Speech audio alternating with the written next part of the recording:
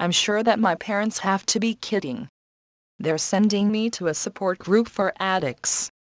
Like I'm a weirdo or something like that. This is so unfair. Here's what happened. My parents found me awake at 4 a.m. doing my homework. Of course, I've always managed to get good grades, so that wasn't really the issue. But I had already done my homework several hours before, so that wasn't it. My parents caught me reading fan fiction. Dylan Drake fan fiction, to be exact. At 4 a.m. I know that in situations such as these, most parents would yell and scream at their kids for staying up late and lying to them, throwing out punishments and such, but mine isn't that type. Instead, Dad said that my habits were worrying him, and Mom preached to me about the importance of acting like a teenager, and to stop reading Dylan Drake fan fiction. Hence, the reason they sent me to the support group. I used to think that support groups were for alcoholics, drug addicts, and overeaters, but I never thought that there were support groups for people who were addicted to the Silverstone series. Not until I went to the church after school, and went to a small room at the end of the hall.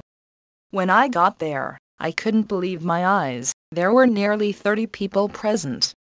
Most of them were my age, even though I saw that a few were still in middle school, and there were a handful of adults. And the worst thing about it was, they all had one thing in common: their obsession with the Silverstones.